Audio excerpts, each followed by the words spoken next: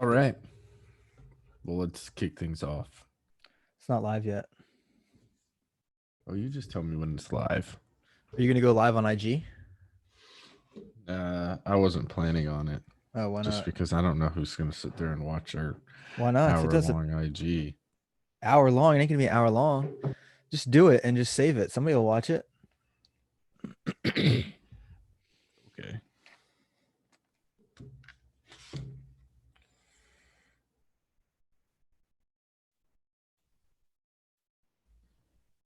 Am I going live with you? Yes. hmm Why is this? What's going on here?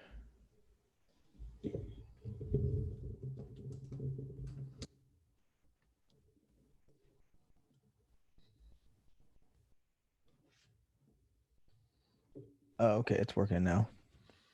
We got it. It's loading,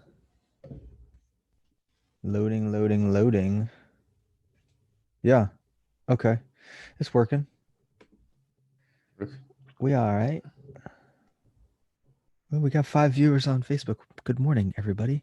Good We're morning. Good just morning. we're just setting up the All the multiple lives that yeah. we got going on. So take it away, Mr. Craig. Oh, you're on IG. I got you, bro. I got you.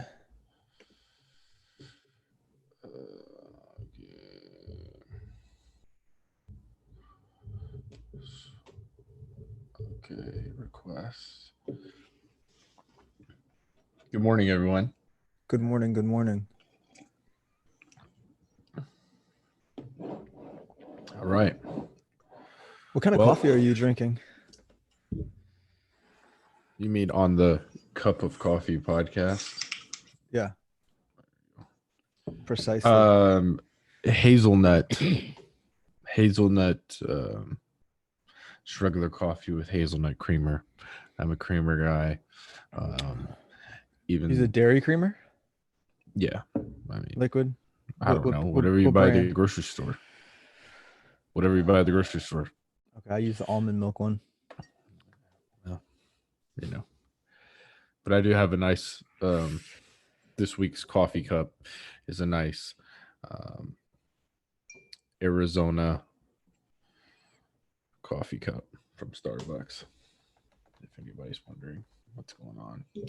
So, anyway, we're going to kick off the Cup of Coffee podcast. I am your host, Craig Maddox, along with my business partner and co host, Joel Hartman.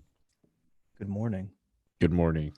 So, I saw something interesting last night that What did you reminded see? me of our first podcast. I was scrolling through your personal IG and saw that you were consuming some ice cream. So why don't you tell us about, a little bit about the ice cream that you're eating last night? Because if you go back to episode 1, you definitely have an interesting taste in ice cream. Yeah, what flavor did I messed up those flavors, by the way, on episode one. I totally screwed that up. You Anyway, had some weird. I don't even remember.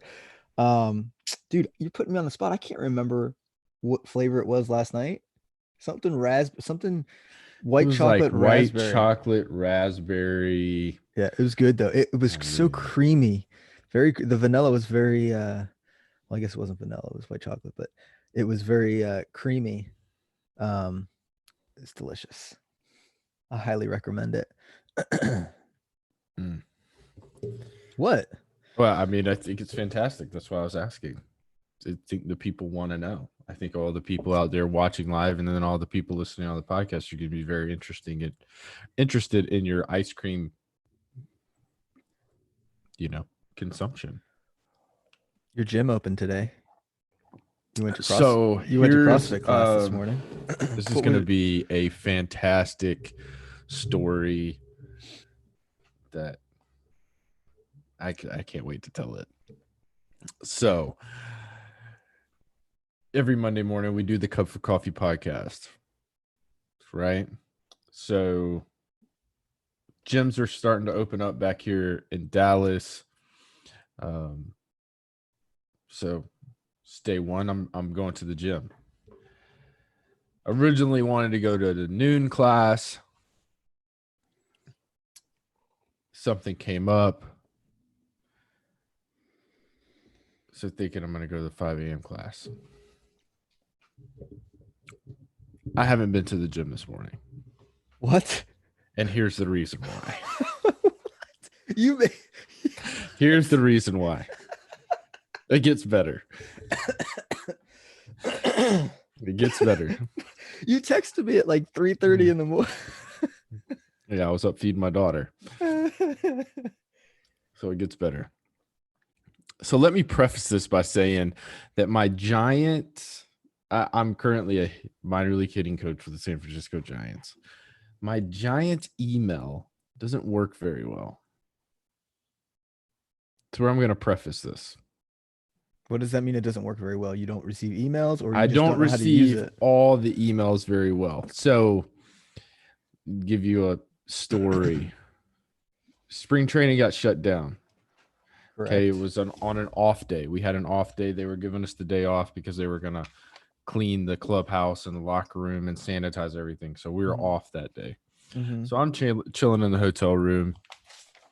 It's about 3:00. I'm like, yeah, I'm going to go work out.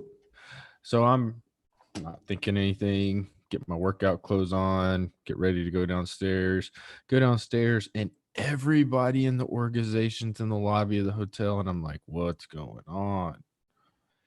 And so I run over to a guy that I know. I'm like, yo, what's going on? He's like, oh, you didn't get the email? I'm like, no, I didn't get the email. He goes, oh, they're sending us all home. I remember you telling me that story So a while I'm ago. like, well, man, like I'm just not getting emails, right? So fast forward to yesterday.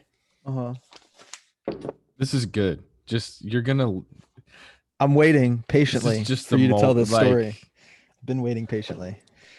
it's so funny. I bet. In hindsight, in the moment, my heart was in my stomach. Yeah. So I'm sitting on my phone yesterday and get a notification, like a little drop down thing to add a Giants meeting to my calendar. Yeah. And the first one pops up and it says for 8 p.m. And I'm like, okay, like that's odd. Like that's pretty late for like an official Giants meeting. Okay, whatever. So I click on it. And when I click on it, there's 2 meetings. There's one at noon and there's one at 8 p.m.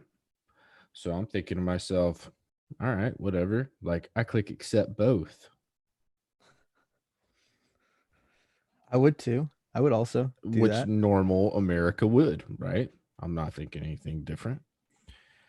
So I close my phone. I get a text from my buddy. Yo, what meeting did you invite me to? What? Hard sink. And I go to my email and I'm getting all these notifications of people that are confirming basically a meeting somehow I set up and sent it out to the whole organization. What? So I'm panicked. Because I don't know what meeting it is, right? You set it up. How do you not know what meeting it is? I did because I just clicked yes. I don't know what happened in the email, in the forms, in the calendar. But I'm panicked. So I'm like, I'm going in, deleting everything. Delete all events. Delete all events. This and future events. This and future events. Monday, May 18th doesn't exist. We're just deleting it. So I delete the event. About an hour later, an email comes through saying that the Giants meeting's at 8 p.m. So I'm like, oh my God. I'm like, I just sent out a meeting. So not thinking anything about it. Whatever. Like, rookie mistake, right? Welcome to the organization.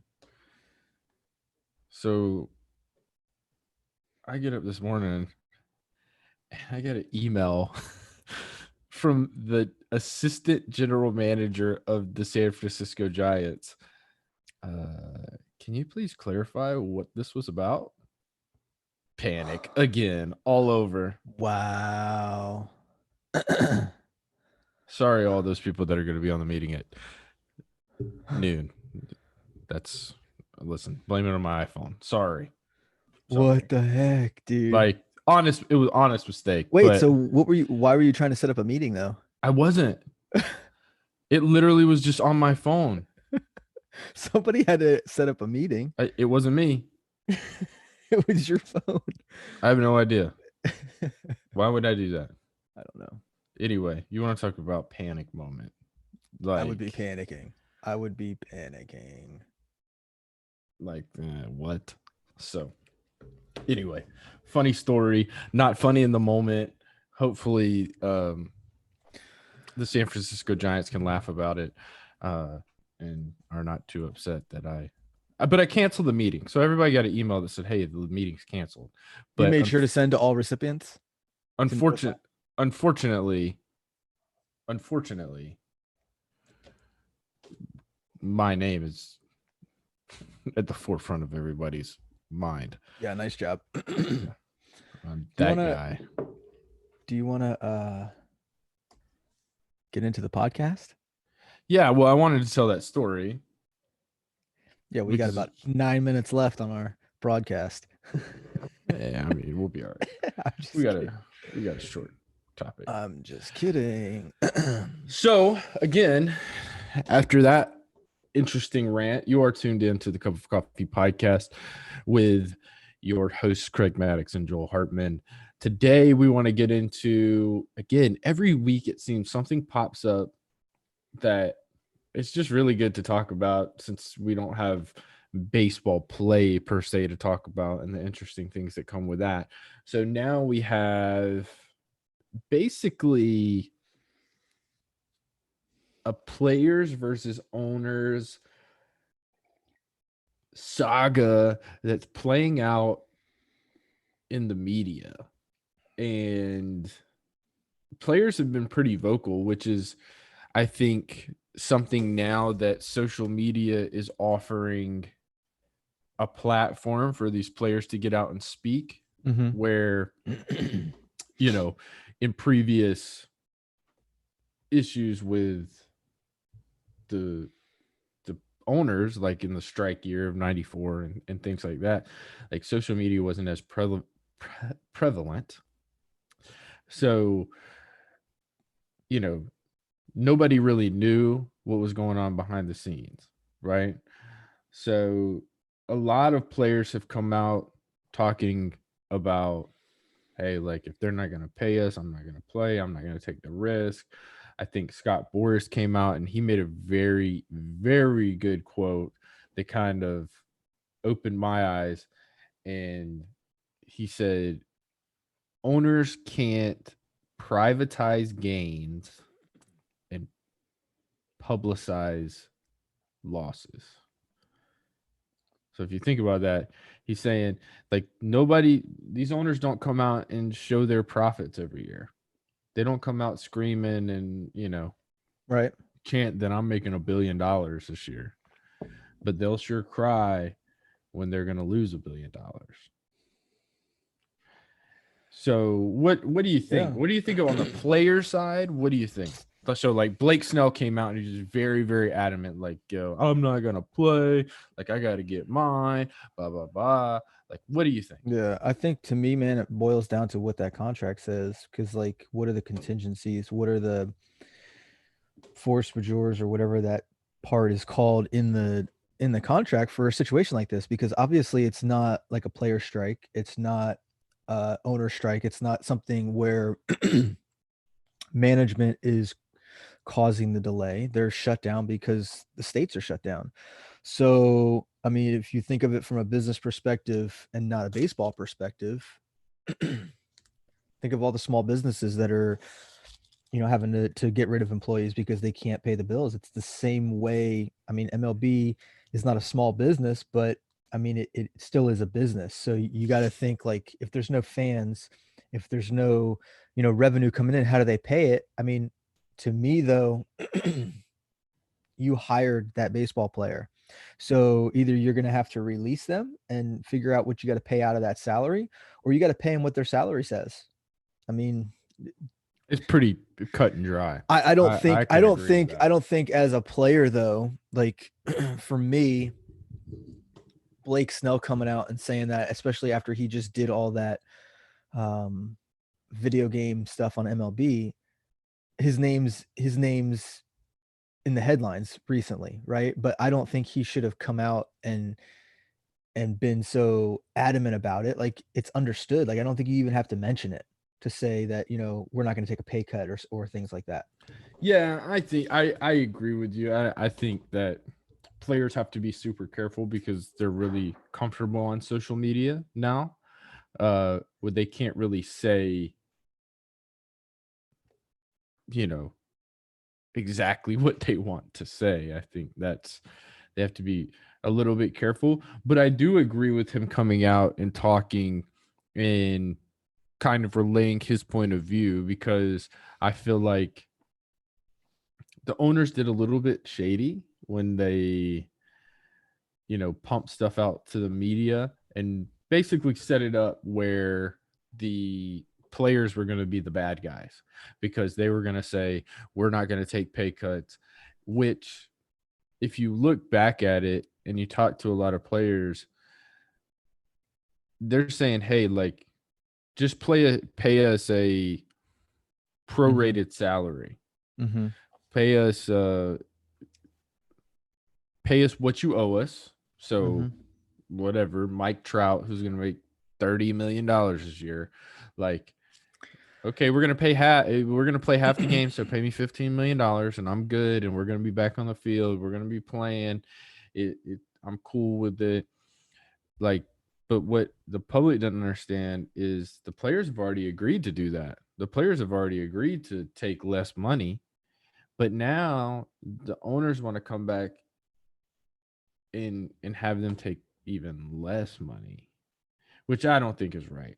You know what I Mm-hmm. mean? Like, these players don't owe it to anybody to come back and put themselves at risk to play the game of baseball. I don't Mm-hmm. care what, if you're out there and you're watching this or listening to this, like, nobody owes you baseball. Like, baseball doesn't owe the American people anything, because, you know, when it's all said and done, then baseball gets started back. Like, you're gonna come back to the ballpark, and you're gonna pay $40 for a ticket. And guess what?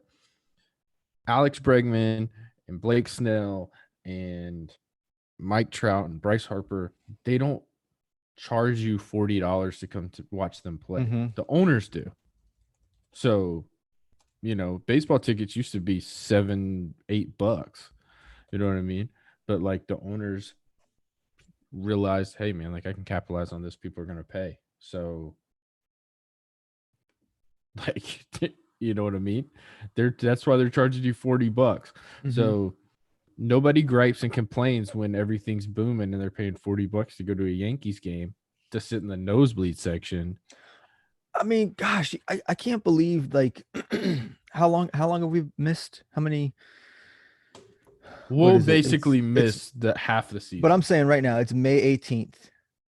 Okay, so we've missed a month and a half, a little over a month and a half of baseball, right? Right. How has Major League Baseball not figured out how to bring something to the fans in a month and a half? How have they not collaborated with players to bring some entertainment other than video games? Like video games was okay, but it was like at 3 o'clock in the afternoon. People still had to work. Who are you getting at 3 o'clock in the afternoon with kids having homeschool still? Like that didn't make any sense to me. It was cool, but like, how are you not like you're There was no doing? context Well, either. no, but Like, here's it the thing: was, they were some of the doing guys were just like, no. I was watching. No, I was watching MLB on Instagram. They were doing live streams with like different players doing workouts and stuff like that. But like, that's not. It wasn't relatable. Like they could have done Zoom things. They could have done, documentaries or things like that, or brought entertainment, or had the players, specifically record certain things during their batting practice or something like that and create content. I feel disappointed in Major League Baseball for dropping the ball. Like Trevor Bauer's producing content, Nick Swisher's doing content with us, Eric Burns is doing content, but like, where's everybody else? What's Bryce Harper doing? What's Stanton doing? What's Gleyber Torres doing? Or what are these guys up to? there's a disconnect, and that's the problem. There's a disconnect. There's no Major League Baseball has put themselves so much on an island that it's hard for these players to want to do things for Major League Baseball, right? Because Major League Baseball is basically saying, we don't want you guys to do social media. We own the rights to everything. We're going to make all this money because we own the rights to it. And they probably made a ton up front, but they're killing the game right now because this should be the time where you're connecting the most with the fans, and you're not. Like, every time that I've logged into a MLB Instagram live that's with somebody else, it's always frozen. Like, right. Like, it's Sorry, I was on mute or blurry. you've done nothing Yeah. to like set yourself up for success. You've just given Michael Lorenzen the login to your Instagram, and you haven't said, hey, like, make sure you have this kind of lighting, or make sure that you log in this early, or like all this kind of stuff that's like important on the media side. And every time that I've logged in, it's been frozen, blurry, stuck, and it's like, that is a negative user experience. Yeah. And I just don't know how Major League Baseball, that's just acceptable. They're killing the game. They are killing the game, and I think Major League Baseball is going to struggle for probably the next 5 years to 10 years coming out of this, because it's getting ugly. You don't hear anything about the NBA players beefing with the owners. You don't hear anything about the NHL. You don't. When I get on Twitter, when I go to the sports news, there's nothing about baseball. It's all about the NFL, NFL, NFL, NFL, NBA, NBA, NFL, NBA, NBA. Like, baseball is becoming irrelevant. And Major League Baseball is such on their high horse that, like, such on their high horse that they don't see it. Like, you got to let, like, these kids that understand social media, that want to be out there, that want to brand themselves, like, you got to let them do that. Like, let them do that. And I'm looking at some of the Instagram comments. Like, listen, man, like, I know Michael Lorenzen he's doing a lot, and he's awesome dude. He's awesome dude. He's got great stuff. But Major League Baseball should be setting Michael Lorenzen up for success.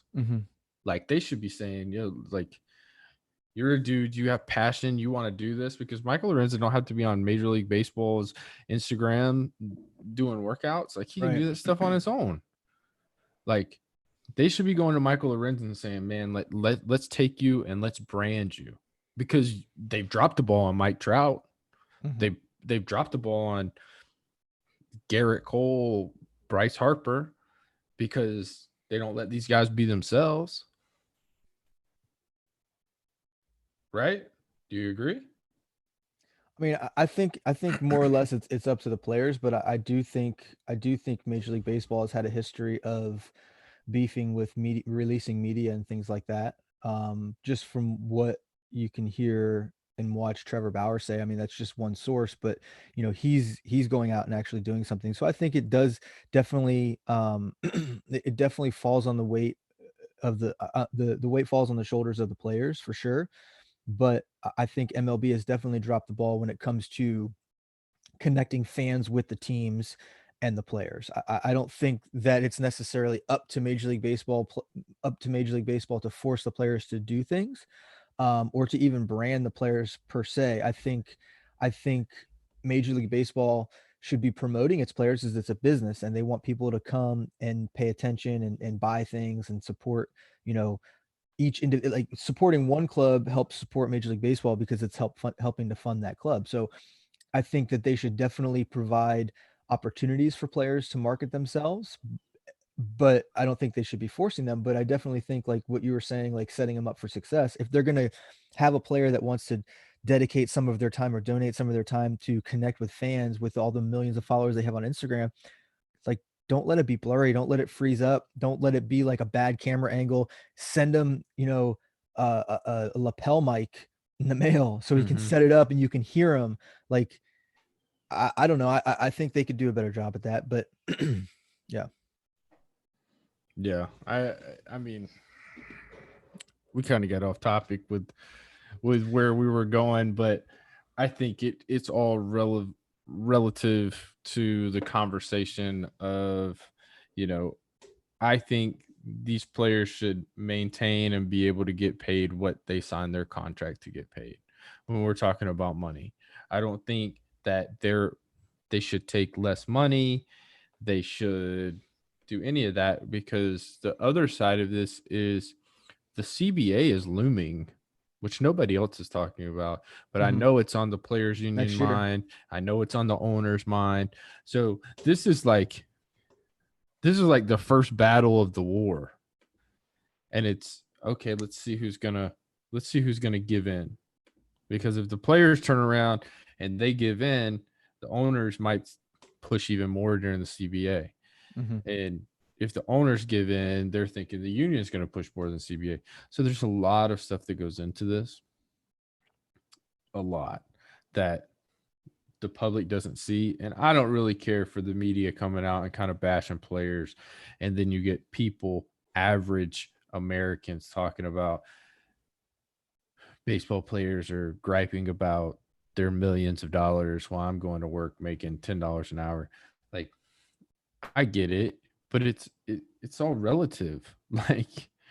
Like if you make $10 an hour, like, you signed up to make $10 an hour. Mhm. Like if I sign a contract for $1 million, like, I signed up to make $1 million. Like, I Mhm. expect to make it just like you expect to make $10.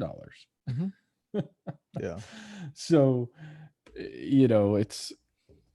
it's I don't like people griping about millions versus my $10 or an hour or whatever, because really, probably, what, 10% of Major League Baseball players make in the $2 to $20 million a year.